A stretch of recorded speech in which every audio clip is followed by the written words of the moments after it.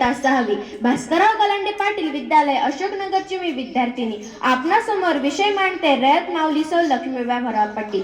कष्टाने वाढवले मेहनतीने शिकवले, कष्टाने वाढवले मेहनतीने शिकवले माऊली, तू आमचे आयुष्य घडवले, तू आमचे आयुष्य घडवले.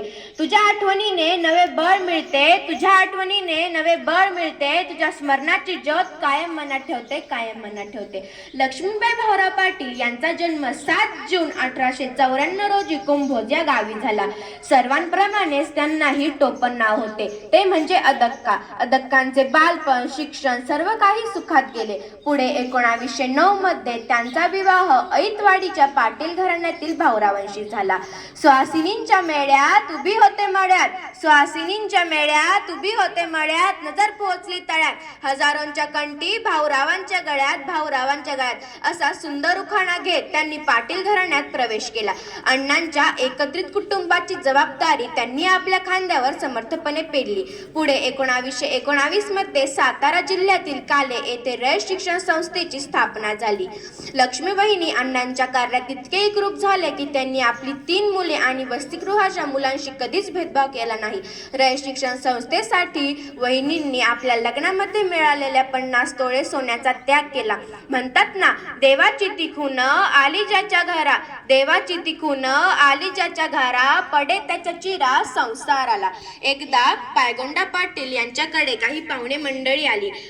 सर्व जेवायला बसले. पाहुण्यांनी प्रश्न केला, काय करतात हो तुमचे चिरंजीव? पायगोंडा पाटील म्हणाले, काही नाही, 2 वेळेचे खातो आणि गावभर हिंडतो. लक्ष्मीबहिणी अण्णांना वाढत होत्या. हे ऐकताच त्यांच्या डोळ्यामध्ये अश्रू आले आणि त्या अश्रूंचे थेंब अण्णांच्या हातावर पडले. हे अण्णांना पाहले गेले नाही. ते सरळ उठले आणि घराबाहेर पडले.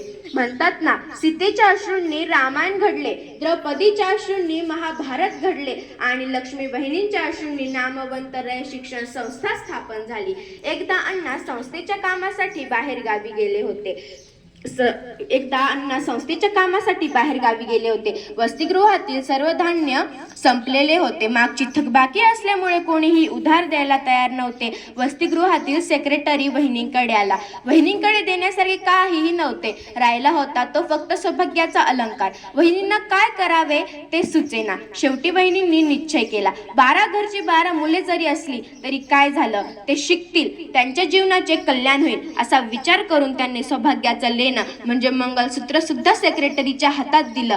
कोणाकोणाची ती मुले काय होते नाते तिचे, कोणाकोणाची ती मुले काय होते नाते तिचे, लळा लाविला सर्वांना राज्य निर्मी ममतेचे, राज्य निर्मी ममतेचे. इवल्या शालेकरांना दिले पाठ समतेचे, इवल्या शालेकरांना दिले पाठ समतेचे. अभिमान अम्मातीचा जीव टाकू ओवाळूनी, अरे आभाळाए वडे इला कोणी दिले मन, अरे आभाळाए वडे इला कोणी दिले मन. निज देहाचे झिजवून चंदन तुम्ही वेचून इथे कणकण, निज देहाचे झिजवून चंदन तुम्ही वेचून इथे कणकण, आणि फुलविले तुम्ही हसरे नंदन, स्मृतीस तुमच्या शतशः वंदन, शतशः वंदन. जय हिंद, जय कर्मवीर. धन्यवाद.